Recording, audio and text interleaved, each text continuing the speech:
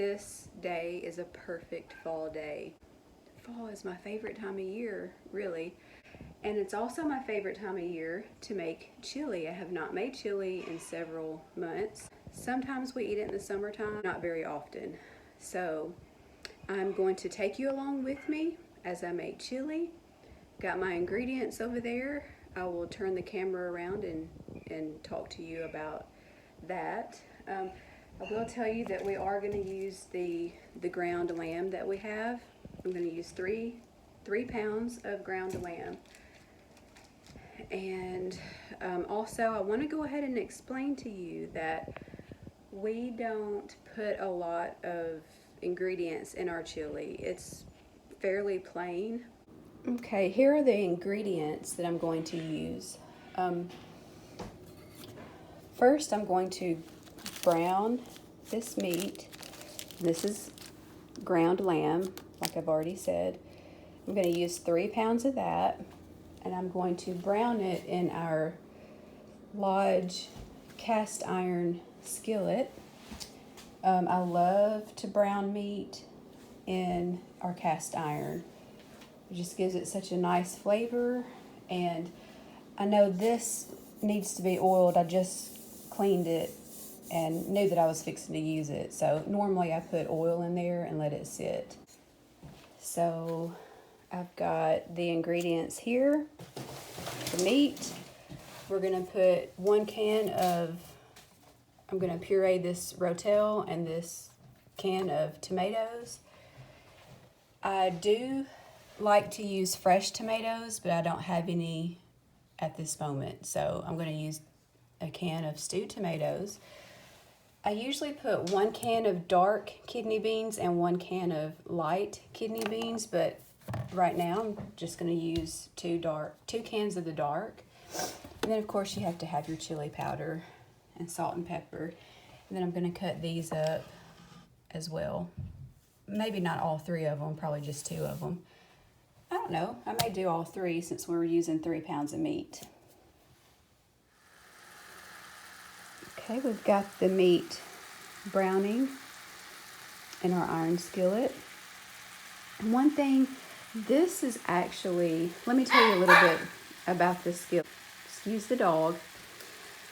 Let me tell you a little bit about this skillet. This skillet, it is the Lodge brand, and this skillet is 12 inches in diameter, which does come in handy if you want to, like it, you can put a roast in it, you know, you can put things in it and cook it in the oven. And then I really do like it when I'm making a big pot of meat or need to brown a big pot of meat. It does come in handy. The only thing I don't like, or it's not that I don't like, there's nothing about the skillet that I don't like, but I wish that I had also ordered a top to go with it. I don't have a lid for it. So right now what I've got to use is,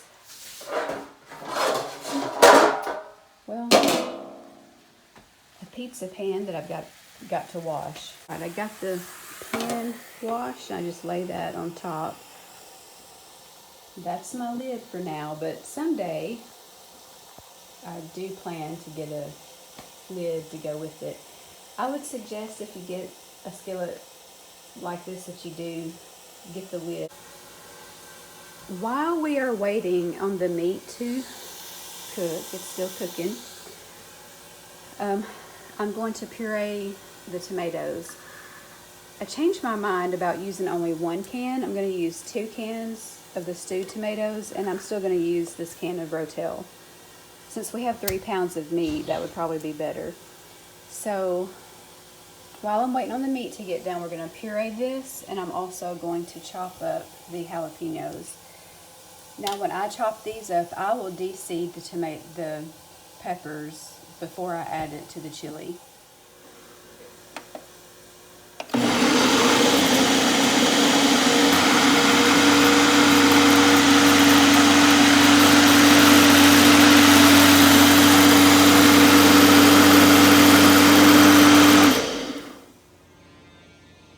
We've got our peppers ready. There's the seeds.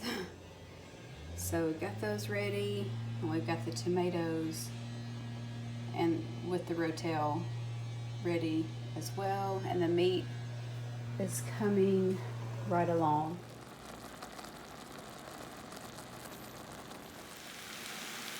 Okay, the meat is just about done, and I'm going to transfer that meat to this pot.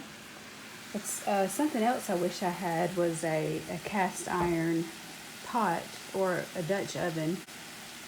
That would be so great to have that. I probably could have just fried the meat in it and then just added everything else to it and left it all in the same pot, but that's okay.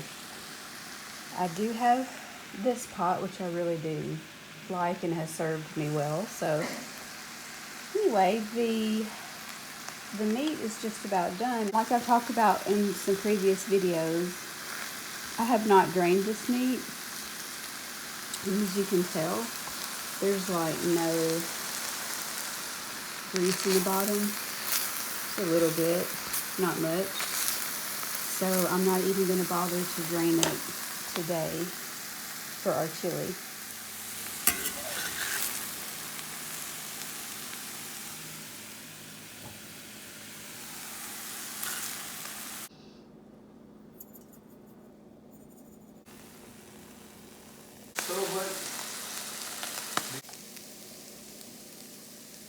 I put probably about 1 teaspoon of salt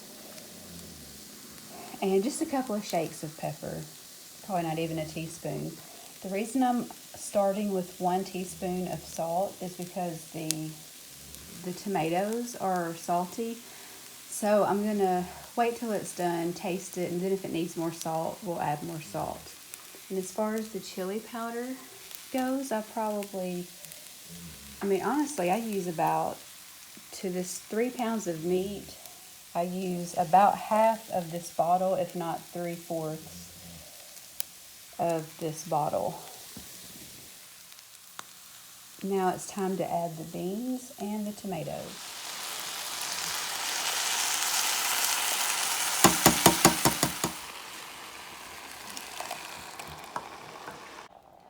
The last thing to add are the jalapenos.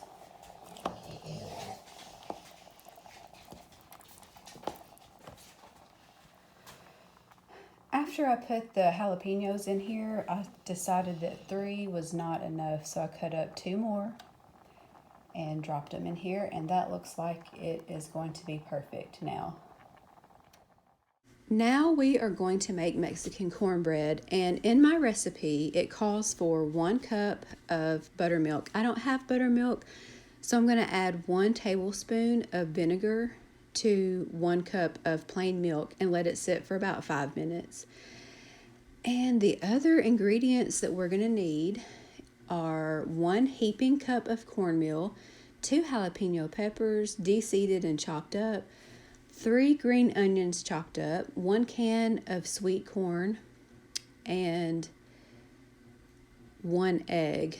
So, and here you can see the milk is curdling up a little bit. So all you do is add all of that together. I beat the egg before I add it in, of course.